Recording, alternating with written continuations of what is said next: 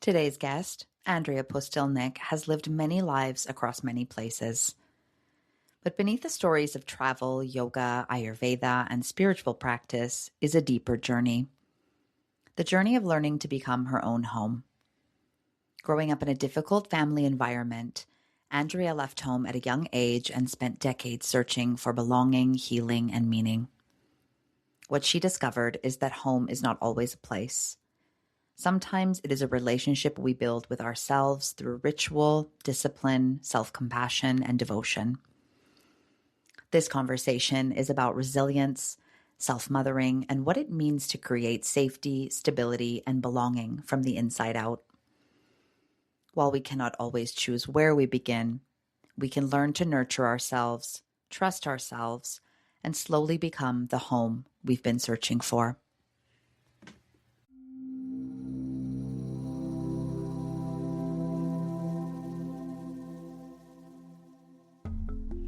Hey everyone, I'm Yamuna. Welcome to the first season of The Long Road Home, a podcast where travelers, storytellers, and culture makers I've met along my global journeys share the stories behind their paths, their roots, the roads they've traveled, and how those journeys have helped them find their way home in the world and within themselves. I'm so glad to have you here with me. Let's go.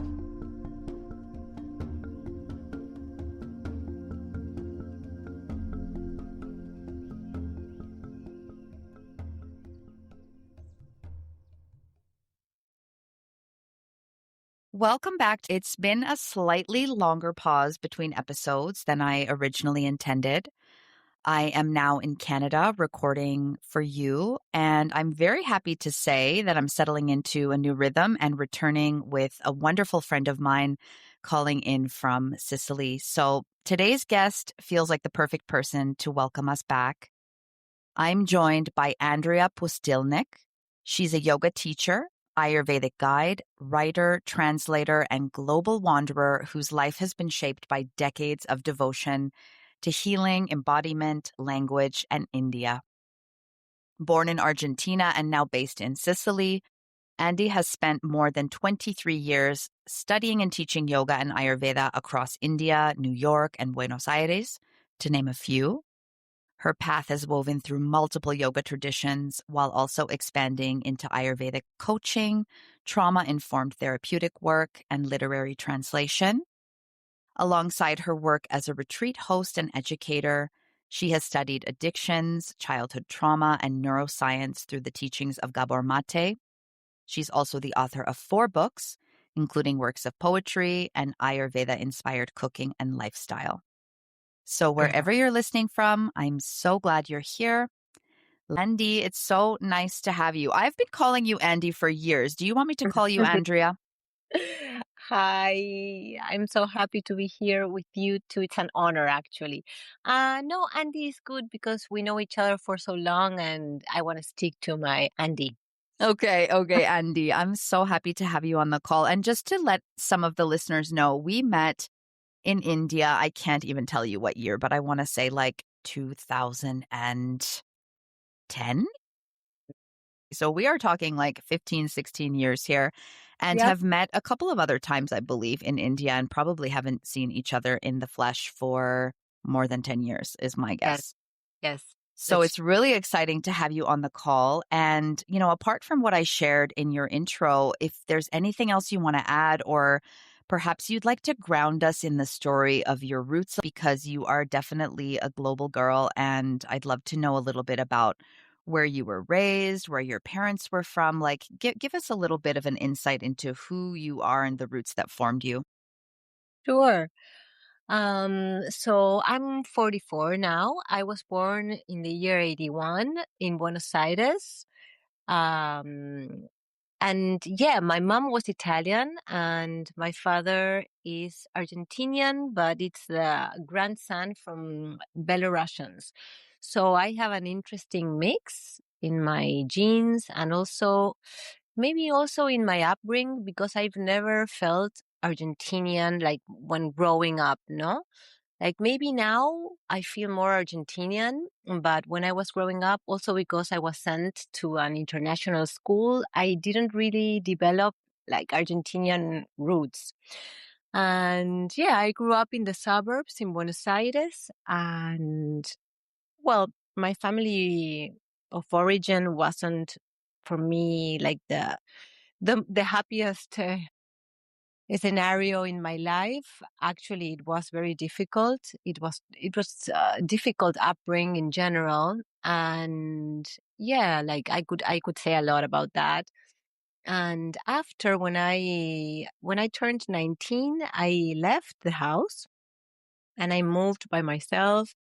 Then I came back for a brief period of time, but then I finally went away and never ever came back. And I really needed that freedom and independence in my life. And it was such a strong experience because I grew up in a like upper middle class family in Buenos Aires. And when I finally decided to go and walk on my own path, my father, that was very severe and kind of toxic, he told me like, okay, if you go, you you can never come back and you can't ask for anything, no?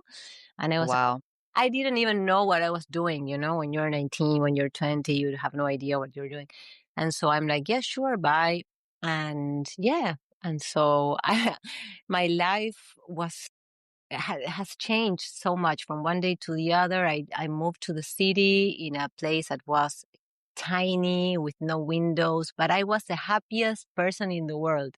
I changed like the three level, 3-floor house to a tiny studio in the city in a terrible building, but I was the happiest person in my life. And I just understood that I needed my own space to develop and to be also far away from the family of origin that unfortunately it wasn't the right atmosphere to grow well. You know what I mean? I couldn't expand there.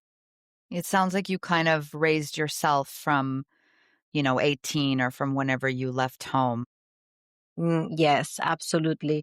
And actually, it's very interesting what you're saying because now that I'm 44 and I've like completely, well, I've never wanted to become a mother, but now that I'm also older and it's like for me it's done completely. Sometimes I think that I was never interested in becoming a mother because I've been the mother of myself growing up, like I realize now how it was very difficult because I had to take care of someone when I didn't have the age of doing that, but I had to, and that someone was myself, no? In That order makes to, sense. in order to survive, because I'm not even talking about enjoying or having fun. Like most of my life growing up, in my opinion, was about survival. It became fun and like expansion and spirituality later on. So your childhood was very rooted in survival in Yes, the sort of toxic household that you grew up in. yes, And yes. and are your parents still alive? My mom died in October the 18th, and my father is alive, but we don't talk to each other. We haven't spoken in a few years now. And yeah, it's such a difficult thing to do, but at the same time, it's something that reflects a lot of like a deep process and a lot of feeling, thinking, talking to my therapist, talking to friends, and especially talking to myself, because um, ultimately in life you understand that if you're close to that person or you open up to that person, you're gonna get hurt. And because it happened not one, not two, but a million times, I decided to take distance from him and his dynamics. Also because we live so far away. He lives in Argentina, I live here. But it's always been toxic, our relationship. Like it's really, really bad. So I decided through the years, after so many terrible things that happened in my family, to walk away. And yeah, now I'm as happy as I can be. Like I don't miss, you know what I mean? I I already Yeah. I've already lost him. Like I lost him so many years ago. This is why when my mom died, I also like it. It wasn't terrible because I had lost also her so many years back from that. So sometimes when you decide to take the distance, it can be painful, but when you've done the process before, when you've spent all your life creating your own path and yeah, and working and searching for your own wellness and your own no yeah, I think then that's a really incredible story because I know you as a person and you are really a powerhouse. Like, you're very confident and you create a lot of beautiful things. And one of the things that I really admire about you is, I just see you as this kind of self-made woman, like this person, like you've published books and you've got a thriving business and you're hosting retreats and you've moved to several places over the years since I've mhm. met you. And knowing that you've done all of that without your family support, without the safety nets of family and the kind of support that can come from a loving family, like that's even more incredible that you've done all of that yourself. Thank you, thank you. Yeah, I think I have like from my own being, like naturally I have a lot of strength. I'm also a Scorpio, so I have like, potence, no? I have energy. And I think through the years I worked very, very hard to heal, really heal, deeply heal my own traumas. And I was listening to your podcast, the other interviews today. And yeah, like the girl that spoke about ayahuasca in Peru, it was so interesting. And I was into that path too. Still am.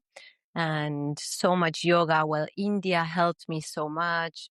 Therapy, friends were my family for many, many years. And then studying and then making mistakes and learning from them. But I think my heart is pure, and I've always wanted to learn more and have like a big spiritual evolution and do good to other people, because I come from a lot of pain and I saw a lot of injustice and terrible things happen to me and around me growing up. And then I decided that if I survived, I wanted to do something good with my life and also create. And one thing that was for me super important, like it changed completely my perspective of life, was losing my brother when I was 24 and he was almost 28. And when you see someone that's so close to you, and because he was the only member of the family that I really loved and admired and I was close to, it was so heartbreaking that after that, I realized that life is very short. Not only short, it's short even if you live, I don't know, 70, 80 years, but Hmm. you never know. You never know if we're going to die tomorrow or the day after. So it was so important for me to understand. Like, it dawned on me a few months after he died. It dawned on me, like, I want to live now. I want to honor the fact that I'm alive, and I want to do good things to the world, to myself.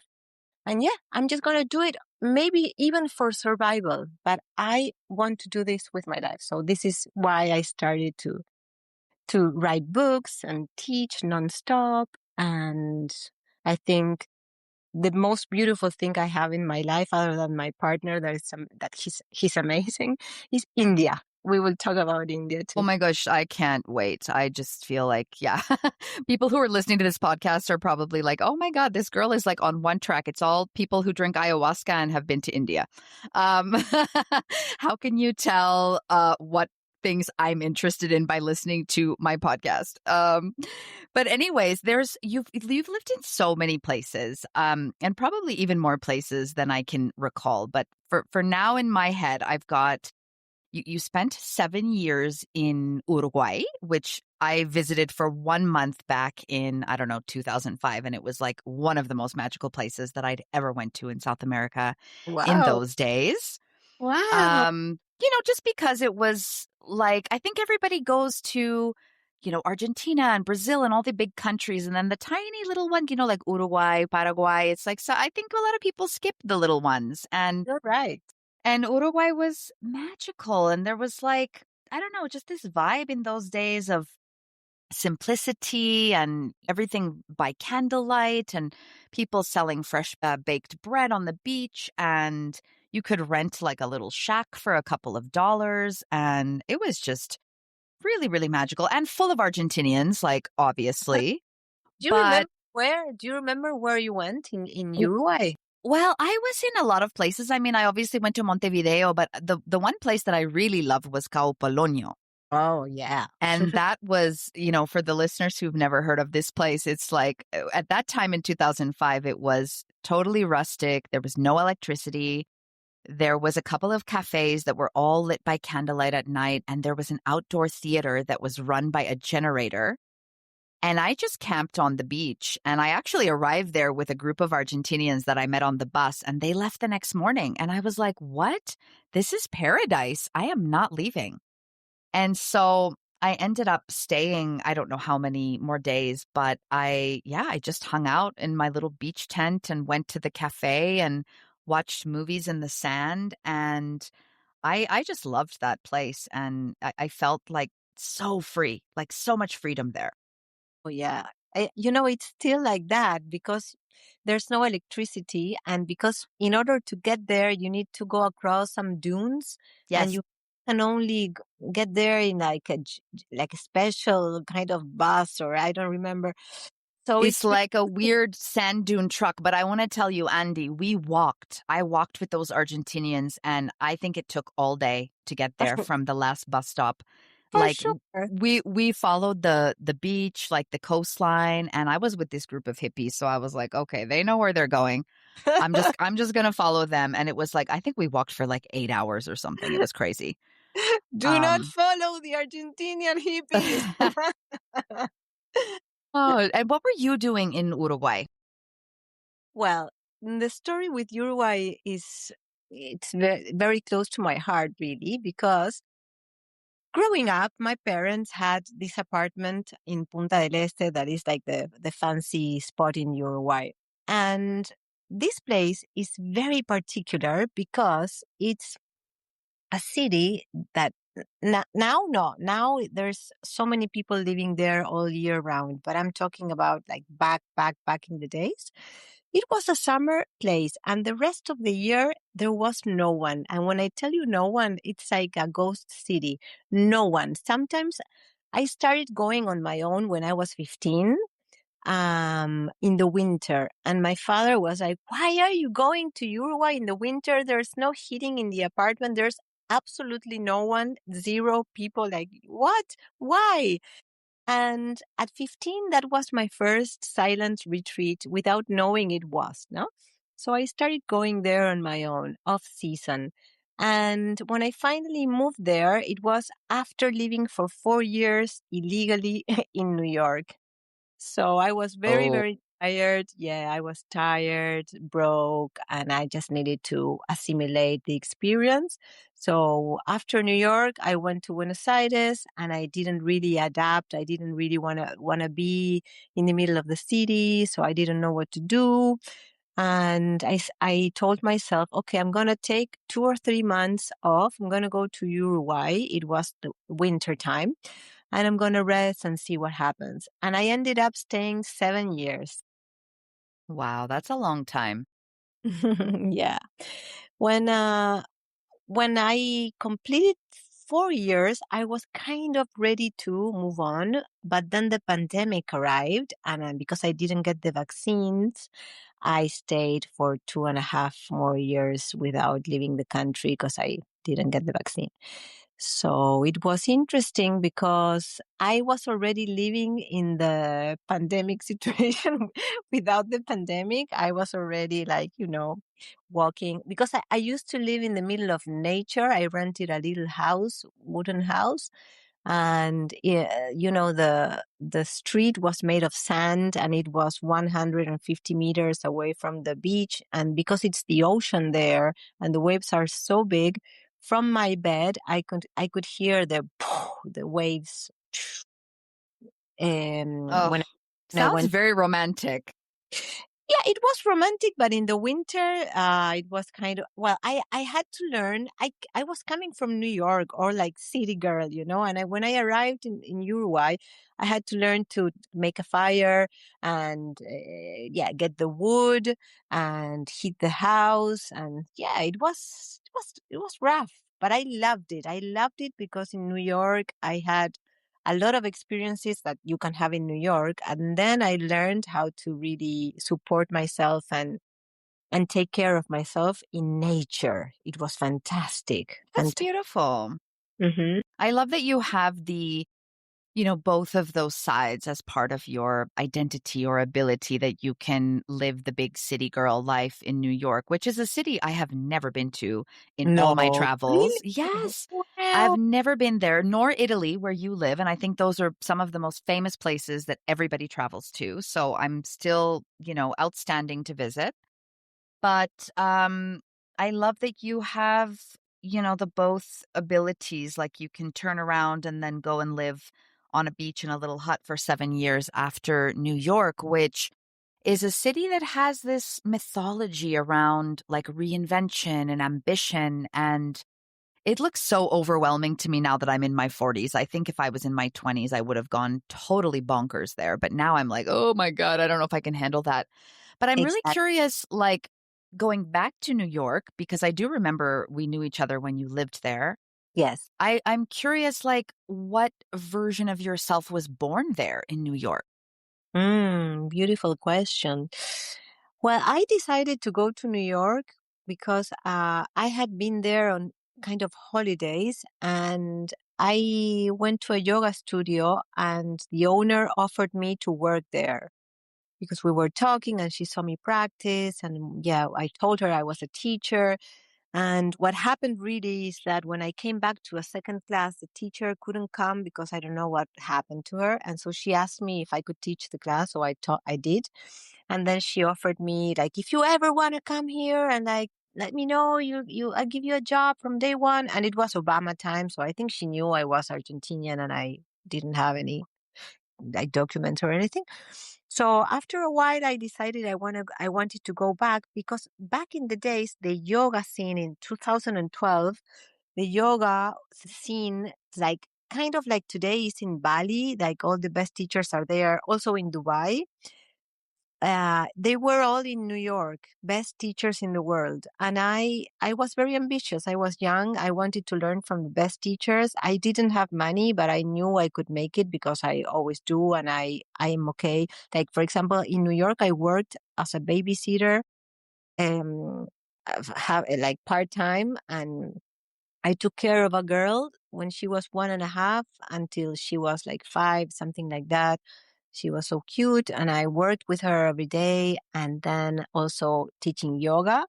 And all the money that I made, I spent it in, like, I invested it in classes. I went to so many classes, to classes with all kinds of teachers. I did teacher trainings. And yeah, I was exactly in the place that I had to be when I wanted it. So I'm very grateful for it. Also, I was young. Now, as you, like, I'm 44, I could never survive in New York, like zero, like maybe not 1 month, like honestly. Wow.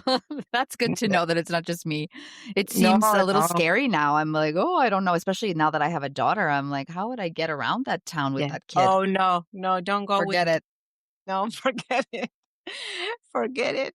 No, I would never do it. Like, it was that moment, when things happen in the right moment. And but then, when I moved back to Uruguay, um the owner of one of the studios where I worked at called me because he was opening an Ayurveda cafe, like a, healthy, vegan, gluten-free, sugar-free, and he wanted it also to be Ayurvedic in the sense of using like local stuff, organic, and herbs, teas and smoothies and cakes and chocolates.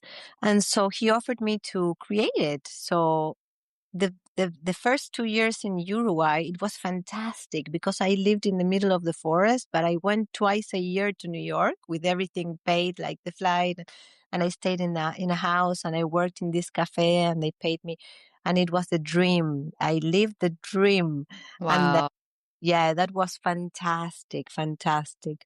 So New That's York was amazing. amazing for me. It was, I really, really, I had a lot of fun and it was beautiful. It was also hard, but I was young and I wanted to be there so badly that I endured everything. Again, now I wouldn't be able to do it.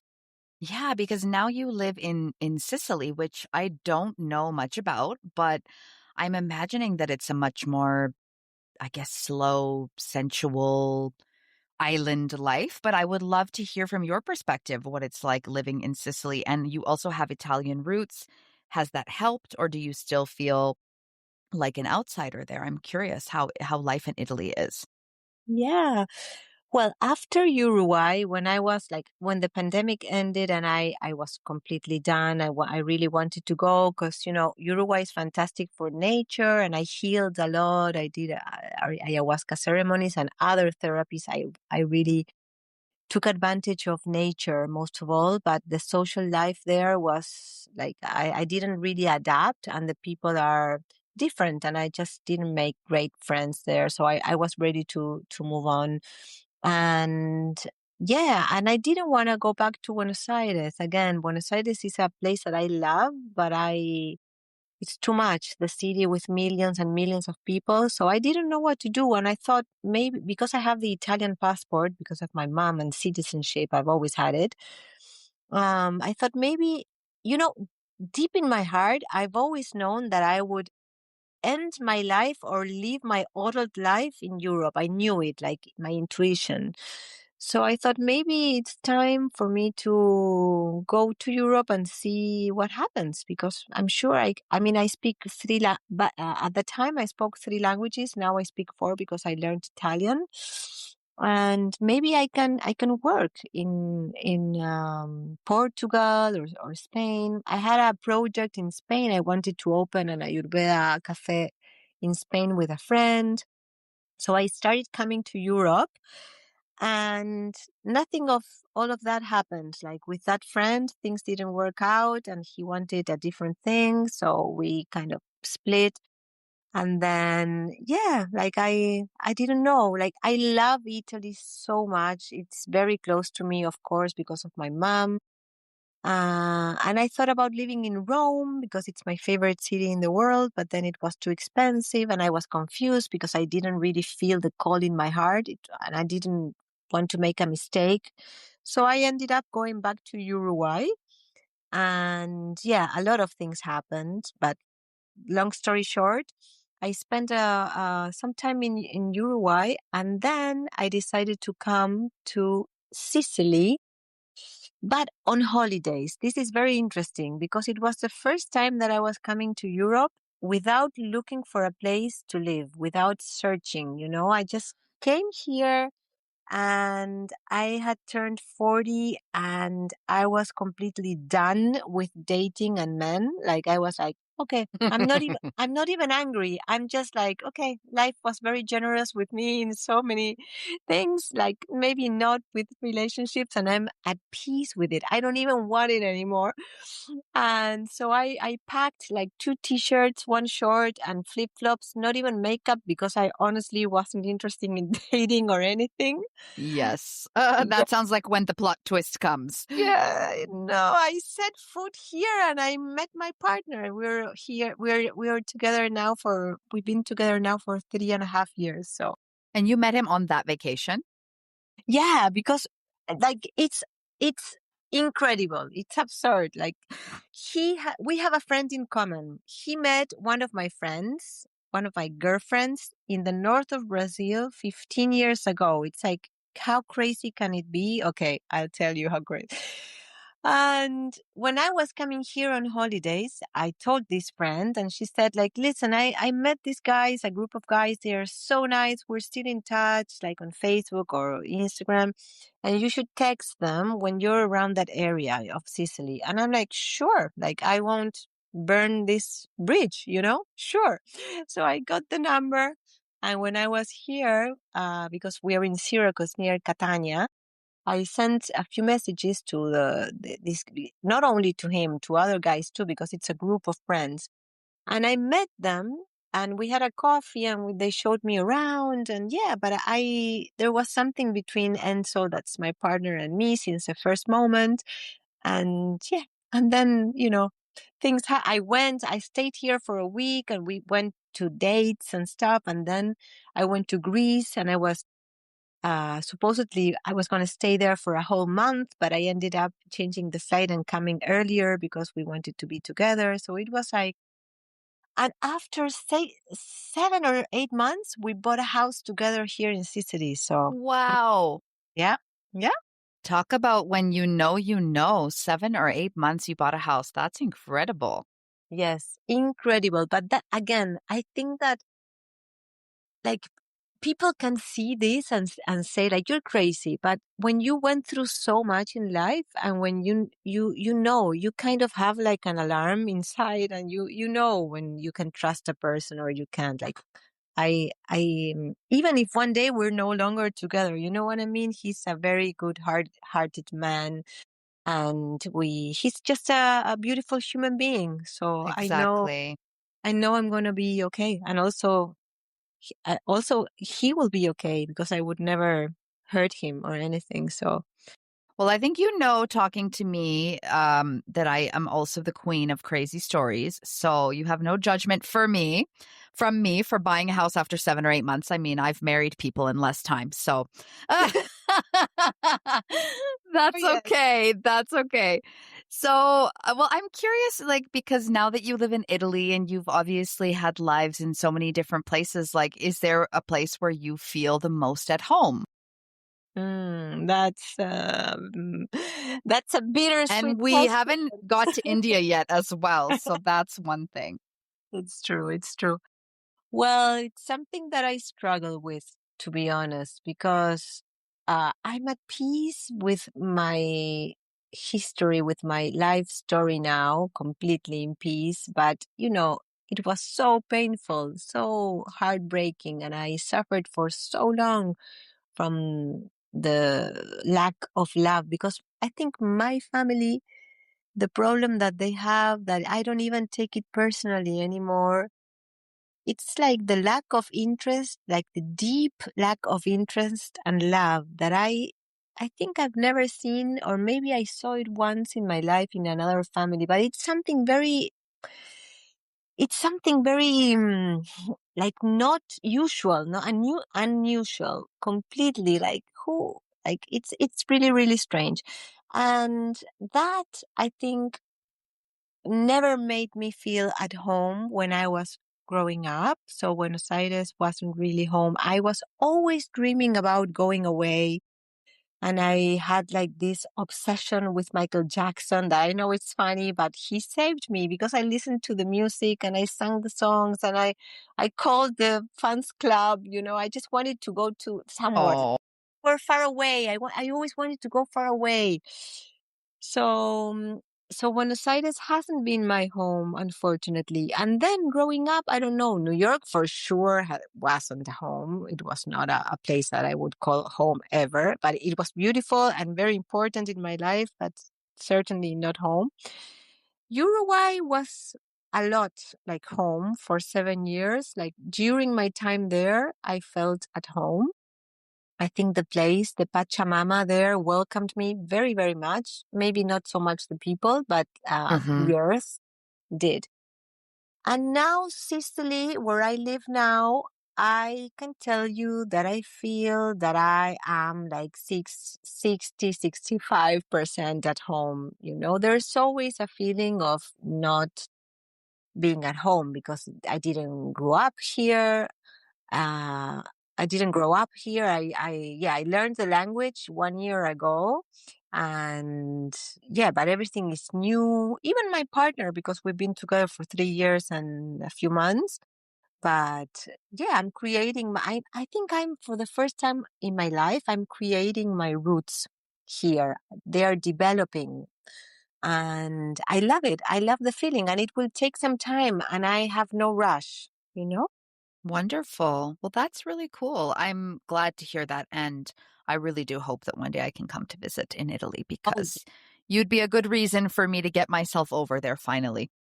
yes, absolutely. And then, Sicily is a beautiful version of Italy to come to first. Like you can go to Rome and all the iconic places that are completely worth it. But Sicily is the south, is an island. It's a place that's always been conquered by different cultures, the Greeks, the Arabs, the Spanish, and it has the influence of all these peoples here, and it's beautiful. It's really beautiful, very interesting. People are really nice, very open, welcoming. I think you will love it. Okay, amazing. Well, I will keep it on my list for sure. But I could also meet you in India. That would be wonderful. And I do want to shift gears and talk a little bit about that because I know that India holds a very, sacred thread in your story. And I guess, you know, a lot of people romanticize India, like from afar, who maybe have not been there or grown up there. Let's just say people who are visiting, but sometimes developing like a long term relationship with a place is different than the fantasy of a place. And I know India conjures a lot of fantasy, but I'm curious, like, what called you there in the beginning and how is your relationship with India after all of these years? Because I think you've been going to India for like 20 years, maybe? Yes, yes, absolutely. Well, for me, India, I'm in the peak of love now again with India because I had my moments and I met you in my first trip to India and it was a mess. Like so many things happened to me and I've always had the intuition that I had a lot of karma to burn and I felt the call from Mother India to go there, and she hit me very hard, and she helped me because she helped me burn a lot of that karma. You know what I mean? Huh. It's like I went there and I burnt a lot of karma that otherwise, who knows what could have happened, no? If I didn't. And yeah, that trip was so interesting and so many things happened. Then I came back a few times. I saw you again in 2015 in Mysore and your mom that I got to know. It's beautiful. Yes. And yeah, now I was there a few months ago. I have two teachers there, two gurus. One is like an older philosophy teacher, and the other is an Ashtanga yoga that I call divine yoga because it's not just like physical. Because Ashtanga many times can be seen as something like super hard physically, but the guy is amazing and just his voice opens your heart and he has two shifts, but I go at 5 a.m. because, it's just the silence and the energy and the air and the smells of the incense of the houses of the people as you walk to the shala, everything. And yeah, I'm planning to go back now in November. I don't know if I got to tell you, but I'm going in November and I'm going to stay this time for 3 months because the last time I've been there, I was only there for a month and I hadn't been in India for 11 years. So I came back to India after 11 years, stayed for a month. And I remembered that going to India less than 2 months, at least for me, that I go there to study, no? I'm not just like hanging out, Definitely. but like I really study. I study. And I do also Bharatanatyam, so it's down the South Indian dance. And I've been doing this dance for many years too. So I have three gurus because the dance teacher is also a guru. It's super spiritual dance where we learn all the mudras and the symbolism and the mantras. And yeah, so I need time. I need time to study and to experience and to get the body used to everything, to the movements, to the times, to the jet lag, and to the food. This time, I want to also add Kalari. What is that? Kalari is a martial arts Oh, from yes. with the South. I just started following an account on Instagram, incidentally, I think in Auroville. Oh, wow, A yes, yes. Kalari, just because like I'm so interested in putting my daughter in martial arts one day and I didn't really know much about it. So that's exciting, Andy. Brava. I think you should. You should bring your daughter to some classes and see how she interacts with the situation with the teacher, because maybe she doesn't like it, maybe she will. But I wish I had started before all of these things, yoga, meditation, movement, dance, when you're little, no? I think it changes everything. I'm in a moment of my life that I want to enjoy because I've been through so much and it took me so long to get over traumas and blockages. And now I'm not saying I'm there because, we're never there, but I'm better. I feel it's like a miracle because I feel good and I didn't know if I was going to ever feel good again after all the pain that I've been through in my life, in my family, growing. And so now for me, life is a celebration and I'm not going through a peak of happiness, but I am very grateful for life and I want to enjoy and I want to do the things that I like, you know? That's so Uh, beautiful. And I see you doing that. I mean, like, you just seem to always be shining and glowing and you're teaching and you're always standing in front of large groups of people. And so I really see you as like a leader. You've always been a leader. You've always had that personality, but I see thank you you. in everything that you're doing, that you're leading. And I know you're also going to be hosting a retreat in India on your next trip. Is that right? Yes, thank you so much for what you're telling me. I appreciate it. I am, for the first time, I want to host a retreat in India. Basically, because I feel I'm 100% ready for this. Before, I think I wasn't. Now, I've been to Mysore so many times. I have friends there. I have my gurus. I just like, I even have a suitcase that I leave there with all my stuff because I come there often. I go back. And yeah, I just want to, you know what? Other than business, that of course we all want to make money and go for it. Of course, that interests me too. But the thing that interests me the most is that I really want to share this experience, like the Indian experience, with other people. And it's nothing to do with going to the Taj Mahal or like going to the holy place. It's like I'm not so much into tourism in general. And what I have to offer is a very legitimate experience of yoga in a place where there's still great teachers, and it's of course it's slightly commercial, Mysore, but not really commercial, like, you know what I mean. I really admire and appreciate places that are not commercial yet, unfortunately, because India, India is growing so fast, so much, Absolutely. and who knows what's going to happen there. But right now, still, it's a gem for real yoga, for meditation, pranayama. There's a teacher that is 99, Iyengar. Oh my God. And he teaches. I went to yoga with him now. He kicked my ass and he teaches pranayama every day. Every day. Wow. He's 99. Iyengar. Yes. The But Iyengar. Iyengar, but it's not the famous Iyengar. It's the same last name.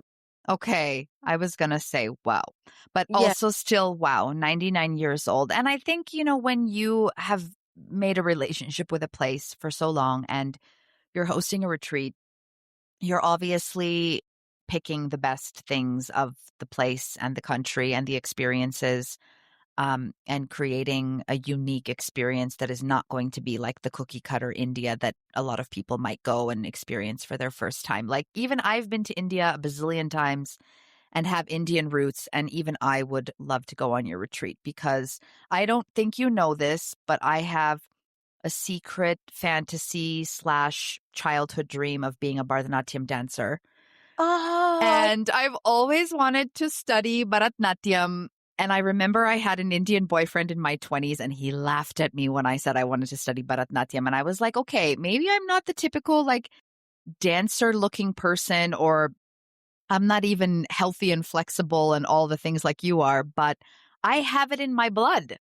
Of course, I've been watching Bharatanatyam since I was a kid. Even in Canada, we went to shows of Bharatanatyam here, and it's like I bought the videos. There's these DVD sets of Bharatanatyam dance, and I bought those, and I bought the gungurus, to put on my ankles, and I I did a love little bit in it. my living room sometimes, but I've never had a teacher, and I would go crazy. I would love it. Allora, listen to me. It's the most amazing dance. And I read that it comes from where your mom is from. Like it's Yes, originally from Tamil Nadu, right? 100%. Yeah. And it has nothing to do with your like aesthetics, nothing to do. And this is why I'm in love with this dance, because it's spiritual. It's the same as yoga, but instead of yoga, it's dance, or it's the same as meditation or Ayurveda. But it's a form, let's say it's an interpretation of God, no? Of me- Absolutely. of the divine message. And because it's a spiritual dance, you, wow, I can't even explain, but you understand, like the music, the sounds, the face, the neck, the eyes, the expression of the hands, the stories they tell, and they offer it to God. So there's a lot of beauty and a lot of energy, and it has nothing to do with like the, you know, Yeah, the physique. And this I thing. agree Yeah. because there's so many Bharatanatyam dancers, even in their older age, and they're still, dancing and expressing. And well, you have definitely relit a little flame inside of me with that because Yeah. it's the Yeah. same. In fact, I have another friend, an Argentinian girl that I met in India in my 20s, and she started studying the sitar. And I was like, I always wanted to do that, and I tried and I didn't. And she's still playing, and she's become phenomenal at the sitar. And I think, the difference is you guys all did it and I'm still dreaming about it. So I'm going to take this as, the sign or the seed planted that I need to get my butt back to India and try some of these things out. So I Absolutely. appreciate And that. and I just want to say something more. I think the key is not having the expectation to become like brilliant or super. Just do it for you. Do it Oh for life. God, no, of course. Yeah, I wouldn't even do it for performance. It would just be as like Yeah. a spiritual devotional Yes. practice, just to Yes. feel the movements and the rhythm and the music in my body, to Yes. connect with my roots, with my ancestors. Yes, absolutely. Bravissima. That's the way to go. And this is why I do all these things in India. And this is why I go to India in the first place, because you know it more than anyone, no? But like just for the audience, maybe someone that hasn't been, that's listening, just like being there and feeling the someone lighting a candle or just the incense in the morning. Or do you remember in Udaipur, the women singing in the morning, the mantras very early in the morning? Like, Absolutely. I remember you saying, like, because I went to India and I had no idea what was going on, and you were there and you are totally from that culture. And I remember many things that you said back in the days, but one thing that you said I remember about these women singing is that you thought they were like sublimating, no? Do you say this in English? Sublimate, like sublimar, like the, who knows, like the toxicity or the relationship with their husband and all the things that women go through in India, no? And they sing and they sing and sing. It's like getting the demon out of the bodies, no? I think that's true, especially when people come together collectively and do these kinds of ritual practices together. I think it's so cathartic and it is a kind of a cleansing and a way of, like you said, sublimating or integrating, assimilating whatever hardships and experiences. And women are so good at that. We are so good at, doing things together to, yeah, release those demons, to celebrate together, to hang on to the beautiful things in life, even, amidst a lifetime of hardship. So Yes, I, absolutely. I'm sure I said that, but the India thing seems to be the most pervasive thread of your story because you have published a number of books on Ayurveda. You've had these cafes. I know you're an incredible cook with Ayurvedic recipes and things. So would Eh, you say that? even though you're living in Italy and in Sicily, I mean, it seems that India is a really big part of even what you're offering there. Yes, absolutely. And I'm actually, to be honest with you, I'm taking advantage of that because here, everything is good and bad at the same time, no? The yin yang. Here, I love it because it's very unique and it's also authentic. Sicily. At the same time, it's a little backwards. It doesn't have a lot of, like, from what I do, no? Yoga, Ayurveda, spirituality, circles, studios. Like, there are no studios almost. There's no, so in a way, it's good because there's no competition, let's say, like serious people that have been in the business or teaching seriously for 23 years or more. I think there's almost no one, like very few people, no? So in that way, it's very good for me. On the other hand, I would like to go practice with people here, and there's no, like, it's like the spirituality and the sadhana, the practice is arriving only now, like kind of Argentina in the 80s, like everything arrived 20, 30 years after it arrived to anywhere else. You know what I mean? Wow.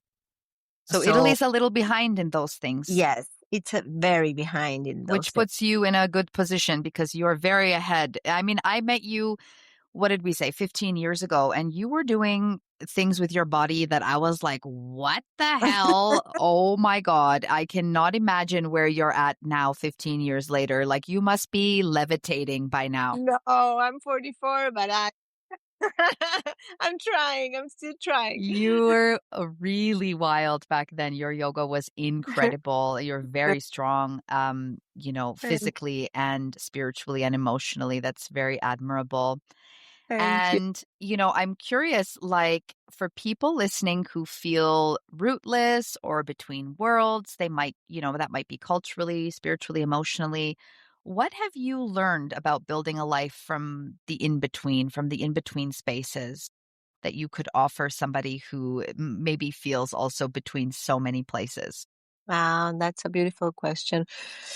Well, me, like, this is of course something very personal. What saved me and keeps on saving me is to feel like, home, um, in myself, in my own daily practice. This is why I love Ayurveda, because Ayurveda, like, one of the basics of Ayurveda is to practice dinacharya. That means the Ayurvedic morning routine. And it's like loving, it's like making love to yourself, no? It's like loving yourself every day, every morning wake up. And it's like planting a seed of health and well-being with the things that you drink and eat, with the self massage that you apply to your skin, that it changes throughout the seasons of the year, when you clean your tongue with the banta, when you clean your face with like rose water. And it's like very, very simple routines for the early morning that make you feel good the rest of the day. And yeah, I just learned to mother myself, like to take care of myself in that way from the very beginning of the day, and create a home wherever I am. And just like my spiritual practice, I think, then my practice of yoga and meditation, that's daily without negotiating. And the fire that keeps everything alive is, thanks God, being able to go to India often. This is for me, this is very, very important. But even if one day I won't be able to go to India, I know it's the everyday practice and staying healthy and staying connected to yourself, that, you know it's not that difficult. It just takes a little discipline and half an hour of your time every day, and it changes your life completely. I don't know where I would be without my dinacharya. Wow, that's so beautiful. And I feel like that is what I'm taking away from this conversation with you is I feel with you, home is not necessarily a place, but it's like you've built a home in yourself. Yes. And I feel like you have like an inner strength, and you said mothering yourself, that's my takeaway. It's like you've mothered yourself and you've got your own back. And it sounds like no matter where you go and no matter what you do, you have these, practices and experiences that ground you wherever you are, and these rituals and routines that are non-negotiable that you keep as, part of your kind of well-being, right? Yes. And I feel like you could just about go anywhere, and it sounds like you've got your toolbox ready wherever you go. Yes. Yes, absolutely. And this toolbox, unfortunately, like it came from pain, but now it's like a treasure that I have, and I will defend it all my life. And then I want to teach it and share it. And most of all, help people realize that it's not that hard. It's not so unreachable. It's actually handy, and it can change your life, like with little things, including the repetition of positive affirmations in the morning before you eat or drink anything when you're like fasting still. It has like a big imprint, like an impact in your body and your mind to say like one or two things, even words.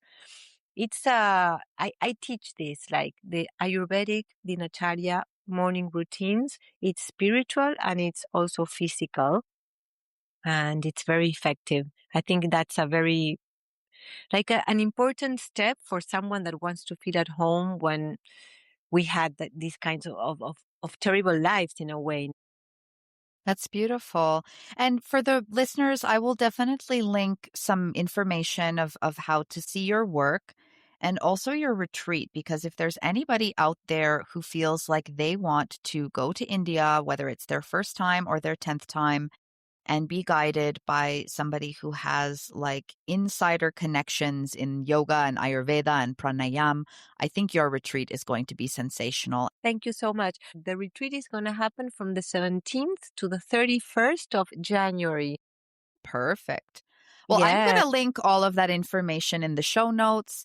And I just wanted to thank you so much, Andy, for making the time to have this conversation. I love you and value you so much as a friend, but also I think you're a teacher, and I've taken a lot of things that you've said in this conversation, and I'm going to ponder, my Bharatanatyam future and some wonderful morning routines that I think could really help me to set my You day.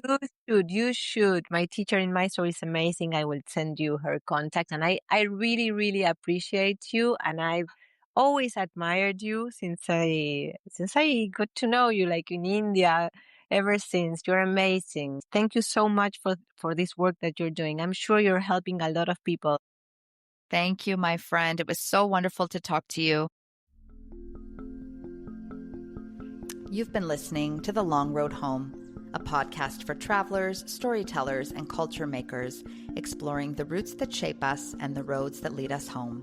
I'm Yamuna. See you on the road.